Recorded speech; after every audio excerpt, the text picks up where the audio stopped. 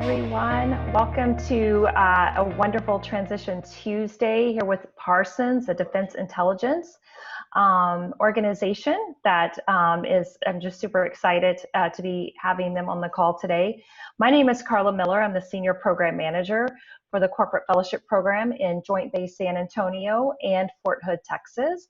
And slowly I'm making the move over to help with the Career Connectors program, which I'm really excited about. But today I would like to introduce you to two of our presenters, Chuck McGregor, who is a retired, before I forget, I want to go over a little housekeeping rules. If you have any questions, there's a little Q&A button on the bottom that says Q&A. If you have any questions, type your questions in there, and the team from Parsons or Hiring Our Heroes will help answer them. We're trying to stay away from the chat. That way, questions aren't repeated, and we're able to answer all the questions as appropriate. So that would really help. Again, today we are meeting Chuck McGregor is one, he's the VP for Military and Veteran Affairs. He also is a retired Marine, and in July has been with Parsons for 21 years. In fact, he's held IT and cybersecurity sales and operations roles with Parsons. He's deployed 4 times to Iraq and Afghanistan in the infantry and advising villas, and was hand-selected by Parsons CEO to lead the team for Parsons Military and Veteran Affairs effort. We're also, I'd like to introduce to Chelsea Tiketsky, who is also a military spouse. Very exciting to have her on today's call too, whose husband served in the Army. And when he transitioned to the civilian world, she started working for Parsons.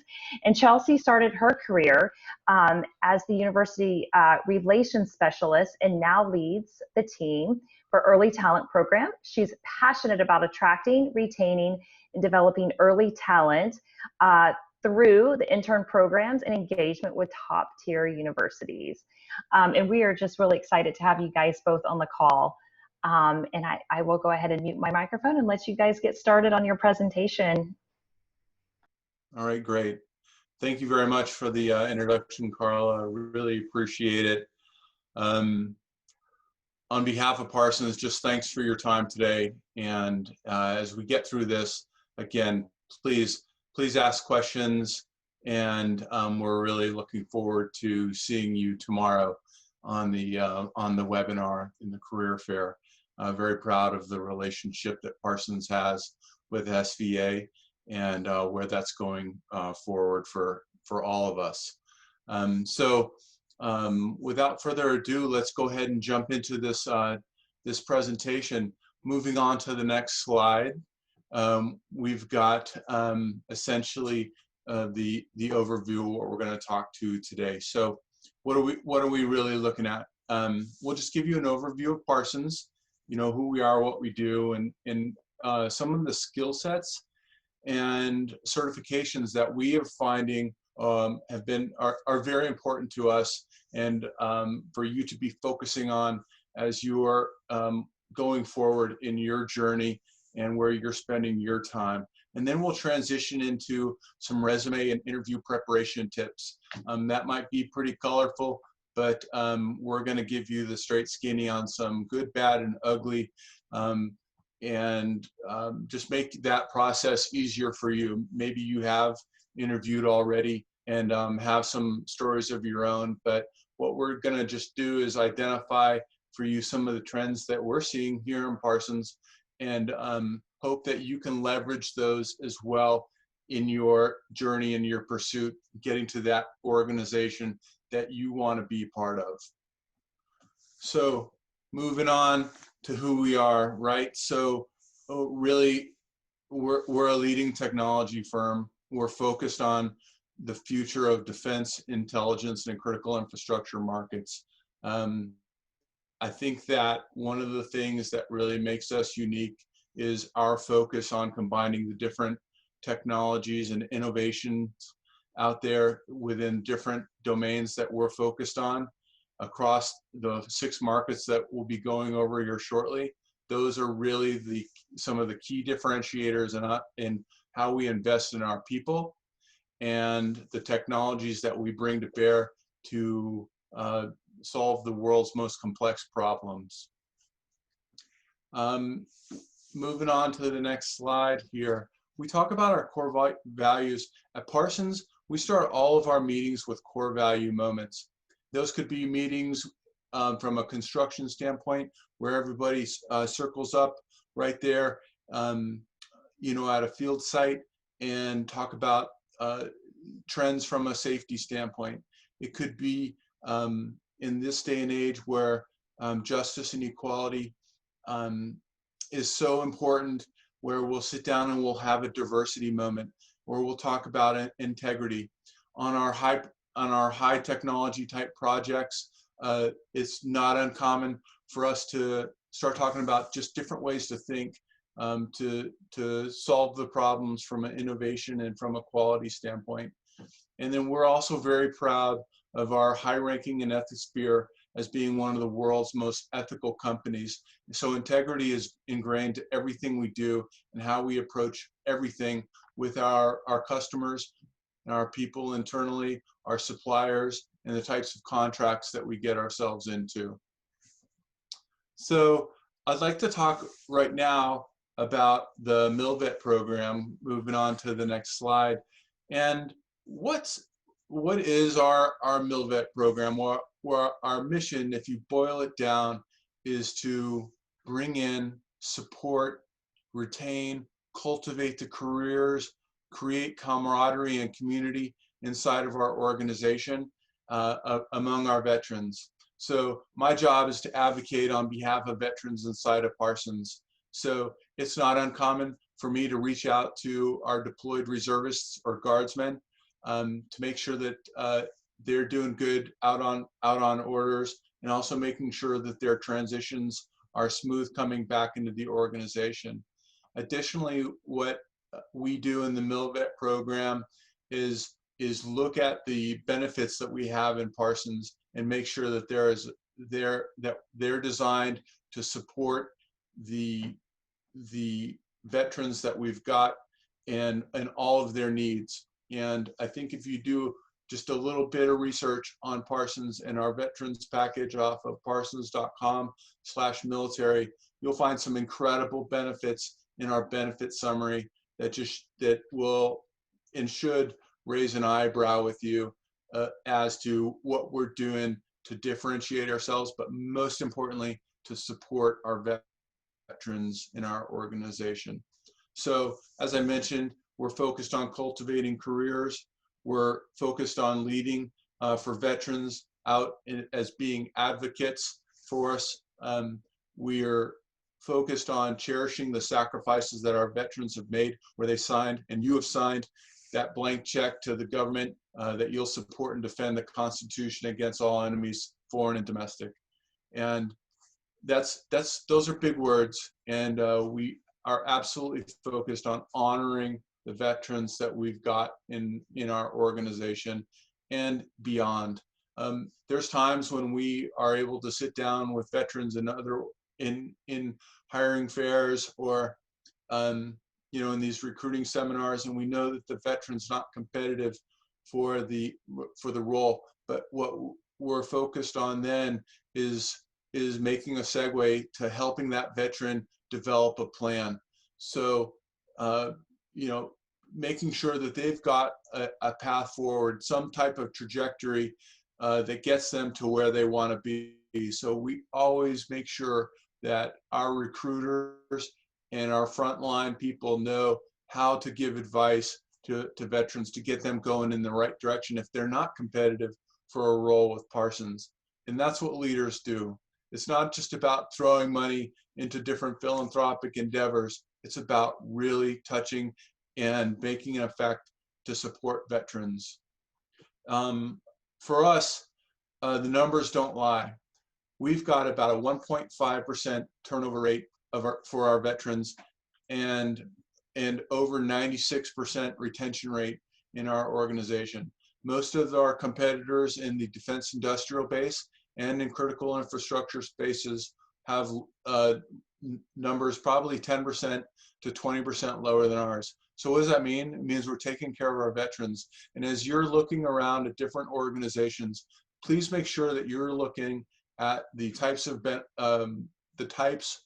programs that they're putting in place to support and cultivate the careers of their veterans and progress them throughout the organization and take care of them and cherish them like we are. So let's talk about what we do in our 6 markets, and I'll go through those kind of quickly. But moving on to our very first one is space and geospatial solutions. Very focused in this area. We've grown by leaps and bounds here lately through some very key industry eyebrow-raising acquisitions, but very proud of the footprint that we have in space and geospatial. And we were in space and geospatial well before there was a Space Force. Just to let you know, we were very much a prime in missile defense as well, and that's another market that is coming up that we'll discuss. Moving on to cyber and intelligence, we've got incredibly talented folks throughout the United States, but especially in the NCR region and in Colorado Springs area, where we're bringing some of the most incredible technology solutions and to secure our nation's infrastructure and federal agencies, and just couldn't be more proud of the services and the products that they've developed for those customers. Missile defense and C5 ISR, moving on to that market, again, an area where we're certainly leaders and where we've certainly made a huge difference in those markets. And then over into engineered systems. These are some of the more traditional types of programs that we have: engineering, procurement, construction, program management, and such, military training, you name it. But we're covering the gamut there in engineered systems as well. Very diverse from a federal standpoint. And then we move into the next solutions that we have from a commercial standpoint. In mobility solutions, again, what we're critically looking at here are, as it says, integrated delivery, advanced systems and security, tunnels, aviation systems. We really consider ourselves to be a full service transportation organization as well. So again, you'll see a lot of technologies that are deployed in this industry as well on behalf of Parsons, where we're really leaning forward to ensure our customers' success. And then over into connected communities. Here again, you'll see, I think you're noticing the theme of tremendous amount of high technology types of services that we're bringing to bear for problems.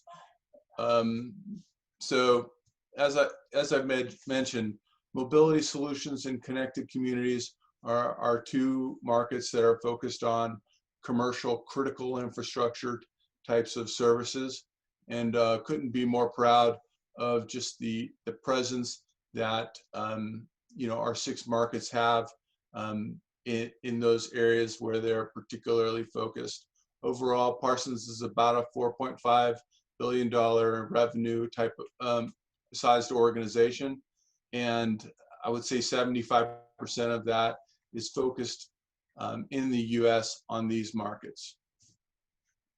Let's go on to key skill sets and certifications. Okay, so we'll divide this up into 5 different areas, and we'll show you, at least starting here in space and geospatial. Here in this area, if we can move on forward, thank you.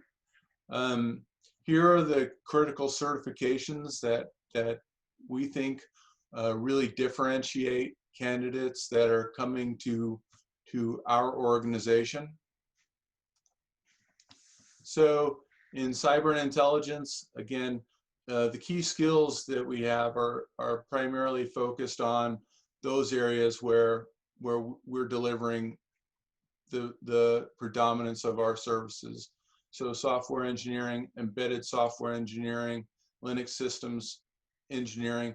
These are areas where we're finding the most traction and competitiveness among candidates that are coming to our organization.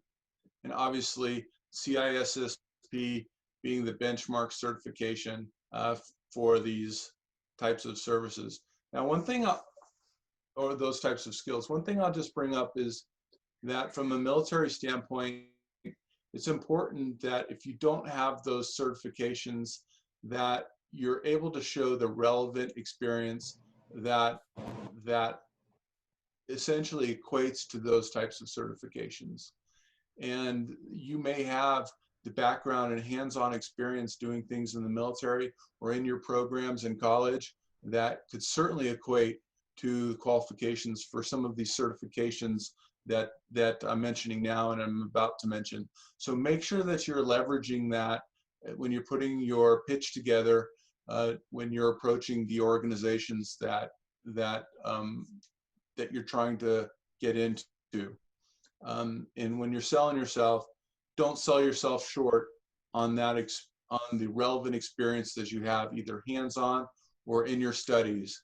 I can't say that enough. You really need to stand up for yourselves when it comes to these certifications to ensure that your relevant experience is drawn out and being discussed. Moving on to missile defense and C5ISR. Again, these are the key areas that we believe are important. We'll be able to talk a little bit more about this here soon too in the panel. And then in engineered systems.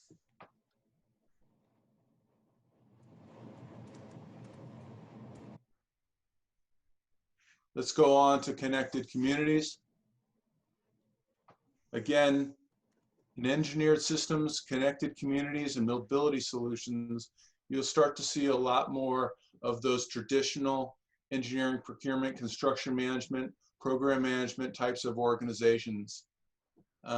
In addition to that, you'll still see a tremendous amount of programming as well.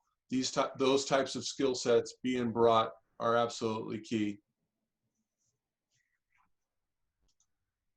Okay, so let's move on to resume and interview preparation. I'm going to hand off to Chelsea Tukeski, and she's going to walk you through it. Thank you. Hi, everyone. Thank you so much for having me today. So again, my name is Chelsea and I handle our early talent program at Parsons. So today what we're going to go through is a couple things for you guys. We're going to talk about resumes, just kind of tips and tricks. I'm going to show you some examples. A lot of the members on the call today have seen a lot of good resumes and a lot of bad resumes. So we're going to go through and talk through some examples of those and why we think some are better than others. So that will help you. In addition, I'm going to kind of talk about preparing for interviews and some tips and tricks around interviews as well. Okay, so we can go to the next slide. So I want to preface this by, some of this may seem like common sense, but the reason it's on here is because I've seen these things multiple times. So some of this may be a refresher, so I hope it can help.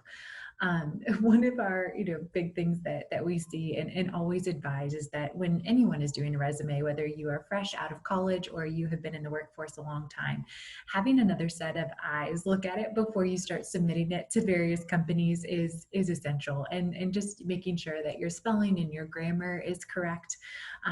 There's nothing like saying in your summary that you have attention to detail and then there's a bunch of grammar errors throughout your entire resume. So just make sure that you have a friend, family member, somebody maybe in your that professionally, just take a look at it. It just is always helpful. I know when you've stared at resumes for an extended period of time, your brain is just exhausted. So getting that second pair of eyes is extremely helpful. We get asked a lot about length of resumes, especially with, you know, I work a lot with the intern community, but transition service members as well may have, you know, so much experience. So how it is challenging to condense that down into a short and sweet resume. I do firmly believe that 1 or 2 pages max is what you should be aiming for, just because anything past that, your recruiter, you know, it just realistically probably won't get through all of that. So just trying to condense it to the most pertinent information. Just key things to remember. A lot of times you can tell when, you know, you may have an applicant that has applied to your position, but probably 5 others, and it's all the same resume. And you want to make sure that your resume is tailored towards the position that you're applying to. So as silly as it is, the advice that I give is literally, you know, take, whether you print it out or have it on your screen, the job requirements, and then build out your experience and how it applies to those job requirements, so that line by line you're going down how your experience is relevant to this job position.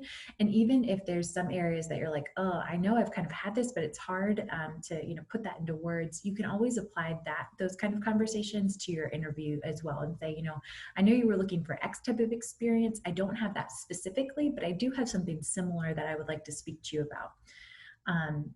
So I think that's common. Another question that I get a lot is, do I put my GPA on a resume? So oftentimes, if you are newly, you know, graduating with your bachelor's or master's or whatever it may be, it is kind of encouraged to put your GPA on there. But if you are further removed from that education experience, unless the job position explicitly states, you know, it requires a 3.0, it's probably not necessary. But anytime you do see that GPA requirement, make sure that you're reflecting that in your resume, because the worst thing that would happen is you have a 3.8 but forgot to put it on your resume, and the recruiter's going through and doesn't see a GPA, assumes that it was a bad one, and just brushes over your resume. So another key thing to think about. When you're looking at the appearance and format, we're going to go through an example like I mentioned here in a moment. The biggest thing that you want to think of is recruiters are going through hundreds of resumes. So you want it laid out in a way that's visually appealing. So I'm going to show you a couple examples. Keeping in mind that a recruiter, when they're doing their first overlook of all these resumes, I had heard 15 seconds, but the more I was researching it, it seems like the 7-second rule is what was the most pertinent. And so that's not a lot of time. So you want to make sure all of your information is easy to see and can be found quickly. And then we've seen a lot of different things over the years, you know, keeping it classic, black writing on a white piece of paper. You know, I'm sure you guys all have beautiful faces, but we don't necessarily need to see a picture of your face. You can put in a LinkedIn little link so that we can find you on LinkedIn if that's the case, but we don't necessarily need a picture on your resume. And then I think a good practice is to save it as a PDF, just because I think it looks really polished when you're submitting it in that format.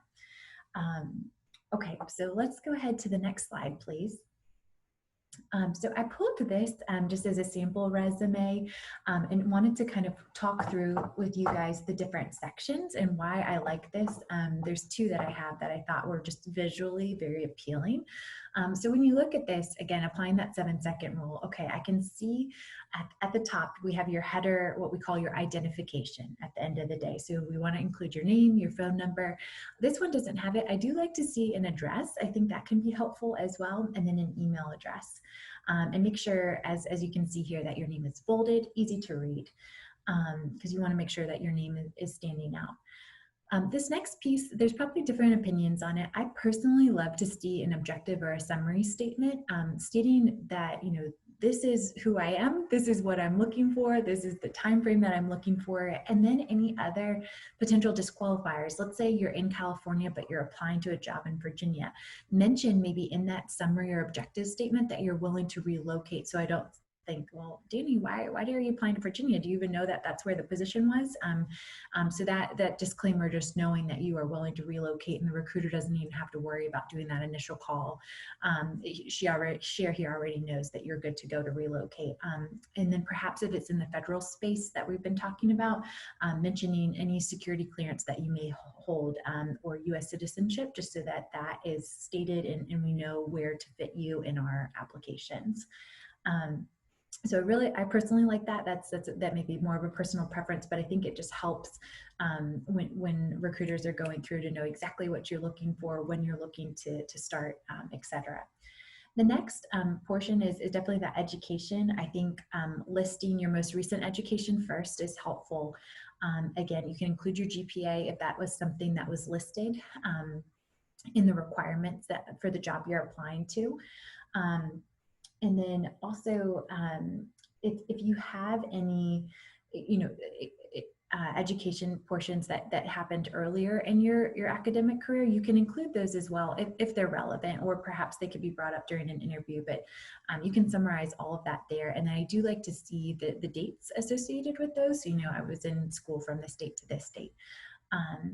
Then the next section would be skills and certification. So kind of what Chuck was talking about. You may have accumulated a couple certifications over the years. So this one, they flipped it on us. So they did the skills first. So I've seen it both ways. I don't think that there's a strong case that you have to have skills or education first. I think either way is fine. But I do like how it's bulleted and easy to read. When you're looking for some more of those kind of computer engineering, computer science realms, I think listing your the programming languages and the level that you feel comfortable. So for this one, for example, on that further down bullet point where you see Java, I would assume that Danny's strongest computing language is Java, followed by C. And so ranking those and how you feel comfortable, I think is also a good tip and trick that I've noticed not all people are aware of listing it that way. And then again, anything else that's pertinent to the jobs in terms of technical skills, if they mentioned, being able to use Excel in their job requirements, listing that there. If it's, say, desired that you speak another language, make sure that you mention any other language experience you have, and then, like we said, any additional certifications. So next, then we see your professional experience. Keep in mind, when you're thinking about length in particular, and if you have a lot of experience in your past from previous internships, previous jobs, you want to make sure, again, that your bullets are pertaining specifically to the job requirements. So anything that doesn't, I work with a lot of interns, as I said, so seeing that they're a lifeguard from 5 summers ago is not really pertinent to a computer science position, or another engineering position. So that's an easy one to cut off to help with that length. So again, just keeping that trim and precise. And that can also, under that experience, I want to remind you that can also include things like research projects or other volunteer experiences that all kind of fall under the skill sets that professional group may be looking for. And then finally, you can see towards the bottom here, the activities. So this one has jujitsu. So any activities, extracurricular, other things that you're involved in. I think it's always nice to see that a candidate is well-rounded. Again, maybe that's a little bit more personal preference, but I do believe that recruiters like to see additional things that you may be pursuing as part of your, just as a person, to get to kind of know who you are. So excellent. Okay, we can go to the next slide. Great. So again, this is another one. Perhaps I'm a little biased. This was the same resume format that I used when I was applying to jobs. But again, I like how this is laid out. This one does not have that summary statement. So what I would recommend is just inserting that. Literally, you could put it right above education, but visually this is very easy to read. I like how it's lined out. You have when each of these things were happening, along with the location, which is kind of nice. So again, that's what I like about it. I think it has everything we talked about: your header and identification, making sure that you outline that. Your again, I would insert an objective or summary statement: education, skills, experience, and activities. So I think that one looks really good as well. Let me just make sure I'm not missing anything here. Okay, I think we're good for the next slide. Okay, so the next thing that I wanted to talk about is preparing for an interview. I know for people like me who love to talk, this is not as stressful, but many of my friends and coworkers hate the interview process. So let me walk you through and hopefully provide some tips and tricks. When you're going into an interview, I would almost view it as the opportunity to kind of prepare for a paper, if you will. So you want to research the company. And luckily in the world we live in, it's a simple Google search. So see, look on their website, see kind of what the things that they speak to on their website, see if there's been any instances of that company in the news, maybe different articles like, for us, Parsons just built this amazing bridge. And so being able to have all of that information ready for to discuss in an interview, it makes you feel more confident walking into it. So I call that collecting intelligence on the company. So for example, for Parsons, Chuck mentioned your understanding our core values, right? Our core values are extremely important to our company. So that's easy. You can find it on our website, and being able to speak to, if you personally align to those core values, that's an excellent thing to talk about in an interview. So using examples like that as well as current events is a great conversation topic, so you don't feel stuck or there's a lull in conversation. I always love to tell people, I think people forget that using your recruiter at the end of the day as a resource is huge, right? The recruiter is in essence the liaison between you and the team that you're speaking to and interviewing with. So ask the recruiter before you go into any of those interviews, hey, can you tell me a little bit about this team in particular, their culture? What do they really look for in candidates? What have you seen within their team? How have let's just use engineers or whatever position they're looking for, how have their engineers or software developers been successful? So in having that conversation with your recruiter, who can give you, again, more intelligence before you get into that environment, is just going to help you build your arsenal of tools to be able to speak to these things and feel confident going into your interview. This may sound silly, but this is not uncommon. When your recruiter gives you a call, sound enthusiastic and excited about the position. You want to make sure that I've called people and they've been like, hey, yeah, I applied to the job, and you're like, oh, I don't know if you really want to work for us. So just keep that in mind. Sounding enthusiastic. If you are excited about the position, making sure that conveys, especially in a world where a lot of this is going to be over the phone. So just being cognizant of that.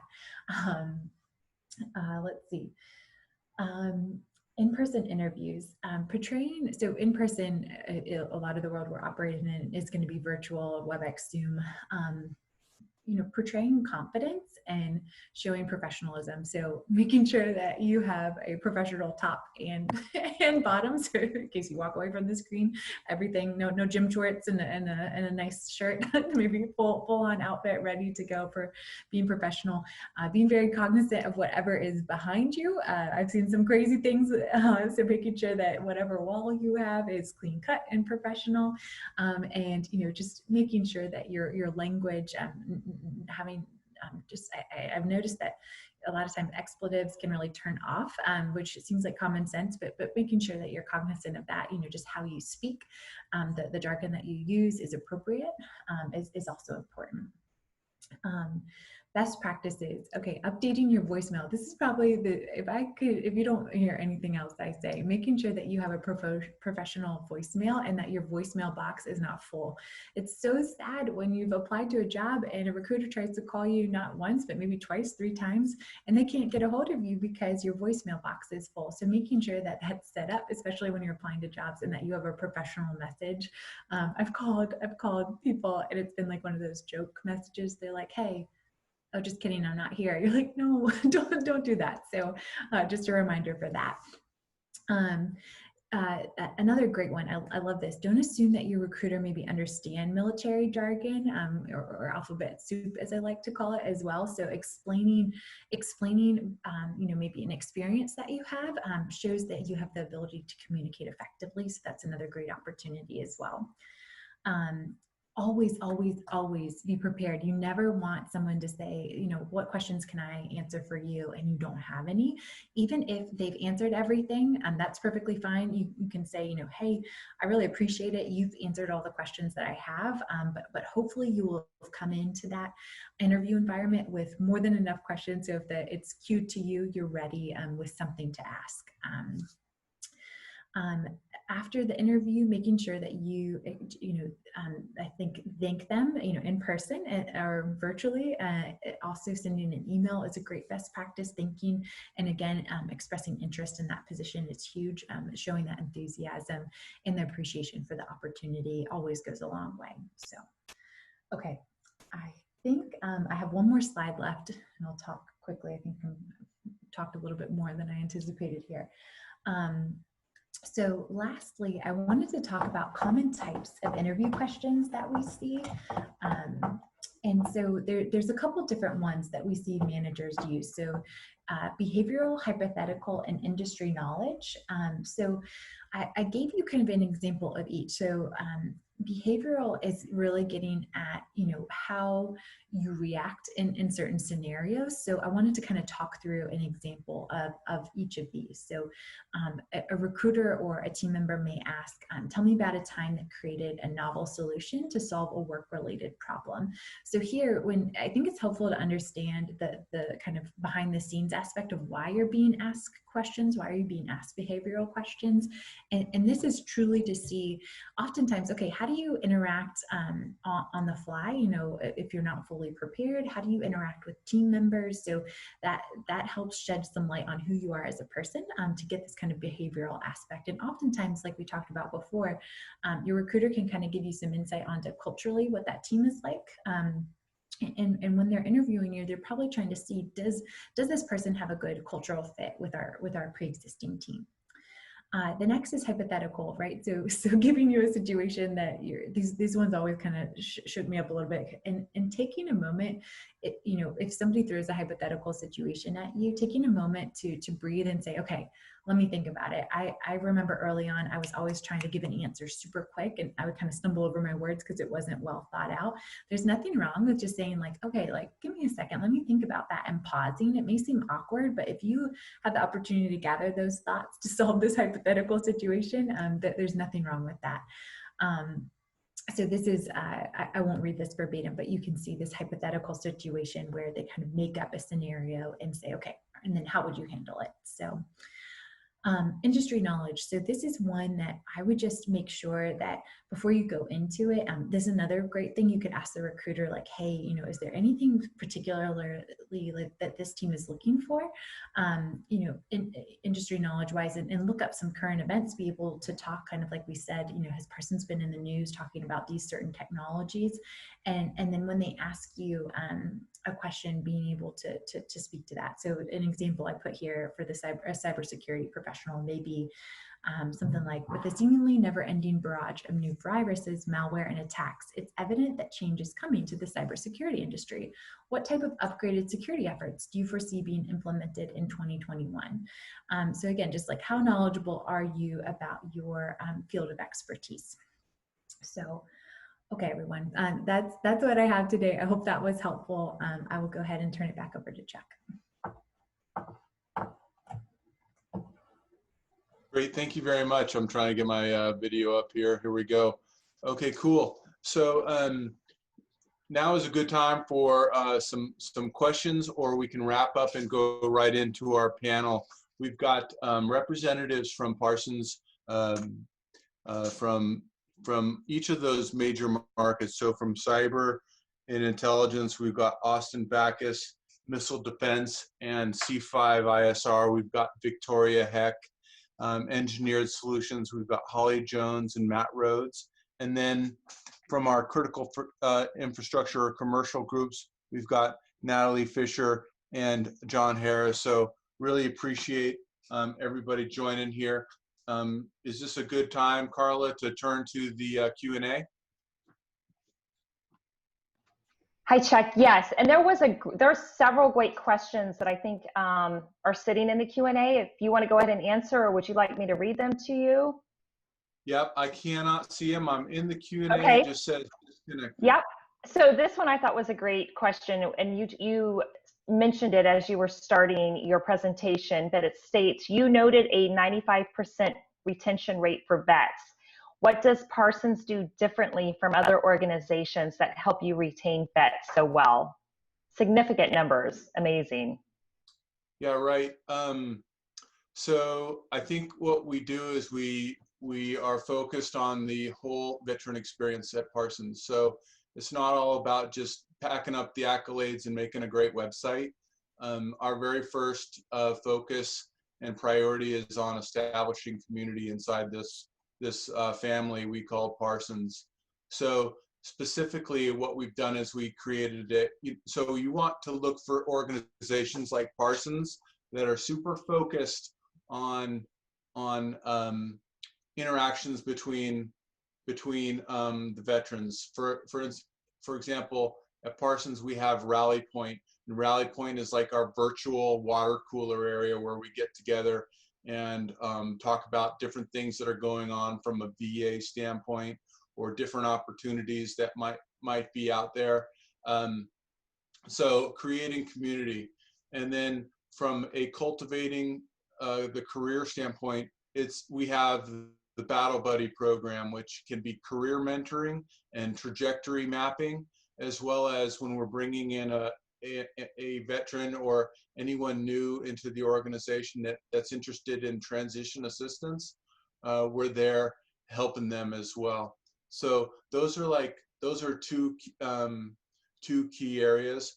But I also think that, as I mentioned, making contact with our veterans who are and reserve and guards members that are going forward and taking on orders, we're making sure that we're tracking them aggressively. So we're putting programs in place to make sure that nothing falls between the cracks. And I think that that's been great for helping us establish programs that really complement the retention of our veterans. And it's actually 96%, by the way. So we're pretty happy about that. I have something to add to that about retaining our employees. So we also have a pretty strong internal mobility program at Parsons. We have a workplace group on our intranet, and we post jobs on there, and there's kind of like a lot of activity between internal people that are looking for other opportunities. And we have an internal mobility lead. Her name is Audrey, and people will reach out to her if they're interested in other opportunities at Parsons. And we want to retain our employees, so we want to help them grow in their careers. Yeah, Victoria, that's absolutely correct. And another thing that we do that I think is really key and essential is whenever a veteran becomes what's called available. In other words, there's something going on with the customer contract coming to an end, we get that notice ahead of time in the MilVet program, and you need to make sure that other organizations do these types of things as well. So we can lean forward and start to make sure that the placement of these folks is taking place, and that other veterans know that there's another veteran that's going to be starting to come available in such and such a period. So it's just that check and recheck of the whole veteran experience at Parsons that I think is what makes us different from a veteran retention program support standpoint. Carla? Awesome. So there's another question in the group too. There's several important ones, and for the sake of time, I hope we could get to all of them. But does it make sense to try and connect with the recruiter before your application is picked up for interviews? What's a good way to do that other than just shooting a LinkedIn post that says, look at my resume, I applied for a position? While a couple of the panelists come off of mute to help me out with this, I would say that we have to, I think anything you can do to differentiate yourself is important. You have to sell yourself. And if you've got to lean forward to make contact with recruiters, that's one thing. But you just got to remember that sometimes these recruiters have hundreds of recs that they're trying to fill. So that being said, the amount of quality exposure that you might get might be limited. But Victoria, I'll let you answer this, and then let's Sure. go over to Austin Backus. So I would say definitely reach out to a recruiter at Parsons. I'm really good about responding to anyone that has a question for me. I think the main part is when you apply for a job at Parsons, you know, we have a qualifications section in each requisition that's posted online, and make sure that you meet those qualifications. If you do, then you have a much higher chance of getting sent to the hiring manager. What I'll do is if somebody reaches out to me, I'll ask them what job number it is, and then I look up the job number, and then I look at the requirements, and you know, have a conversation with the candidate about their qualifications. And if you don't meet the qualifications, it's probably not going to work out, because a lot of our government contracts require certain, you know, responsibilities and qualifications. So we can't forward you on to the hiring manager unless you meet those. But it's always a good idea to, you know, if you haven't applied, also you can reach out and say, hey, I'm looking at this job number, and, you know, I have these qualifications, you know, what do you think, or something like that. But I would say that's the best course of action. And there are several recruiters. I mean, there's probably 60 recruiters at Parsons. So you just have to make sure that you're concise in what you're asking for when you reach out to a recruiter. Austin, do you have anything to add on that? Thanks, Victoria. Yeah, thanks, Chuck. Not a ton to add other than affirming what Victoria was saying. So by all means, connect with me on LinkedIn, connect with Victoria or any of us. And to let us know that you applied, that's great. We can go into the system. We can see if there's some reason why you haven't been called back yet, or if our colleague, another recruiter, hasn't responded. We might be able to give you some details why, or connect them to you more specifically. If it's a basic issue of not a technical fit, we can communicate that. But if there's other reasons, sometimes we put up job postings that are for the future.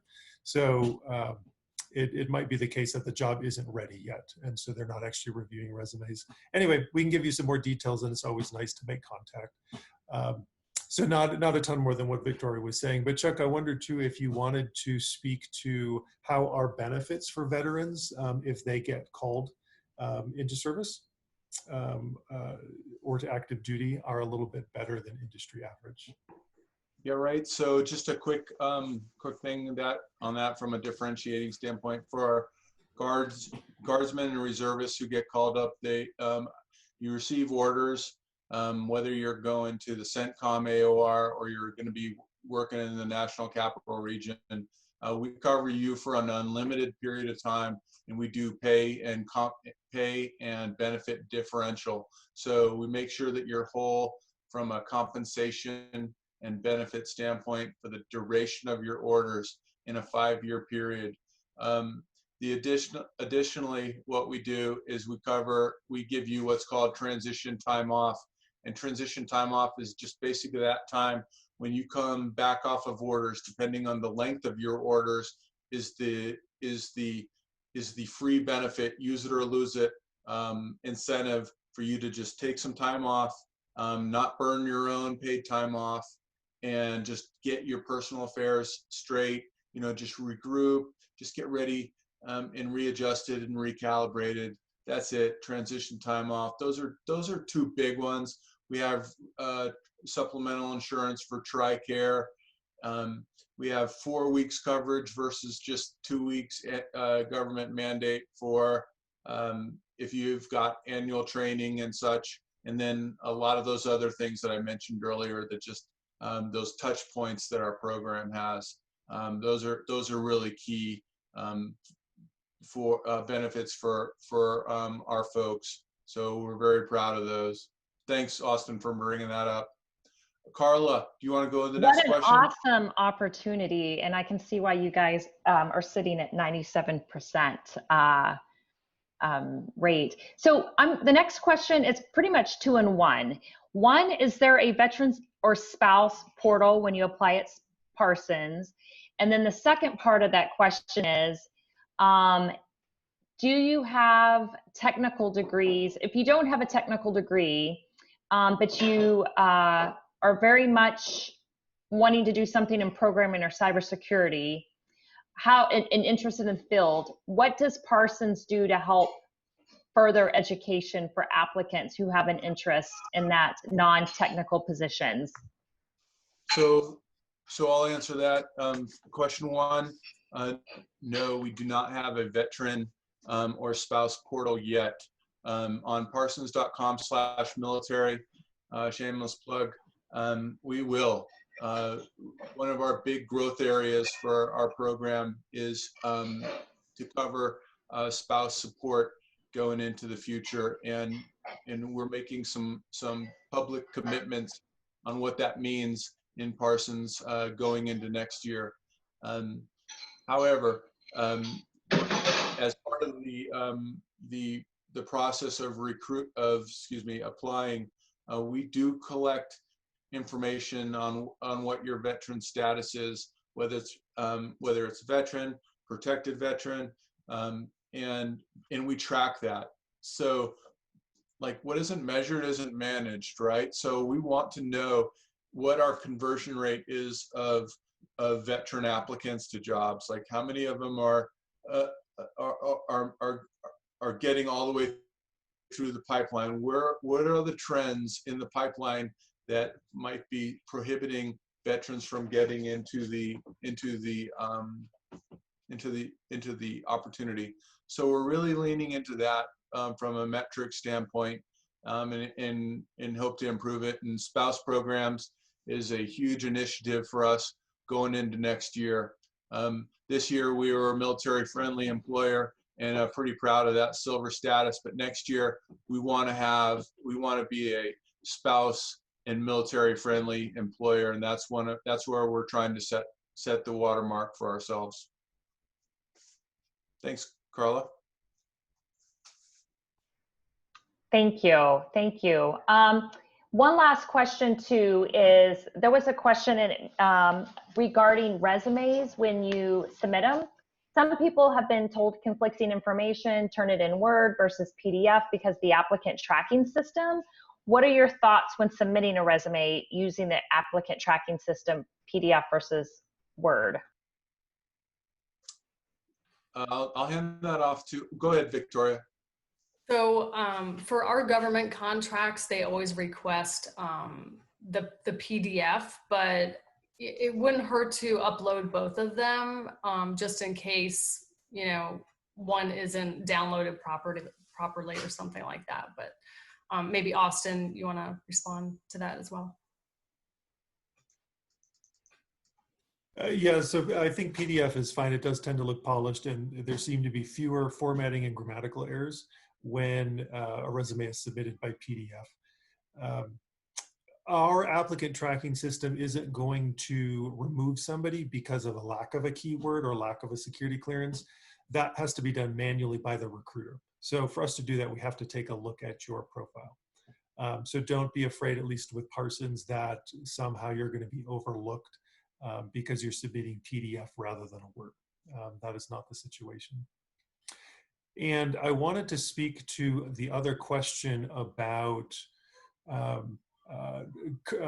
professional development or career development, or helping with further education. Parsons does offer up to about $5,000 of tuition reimbursement per year.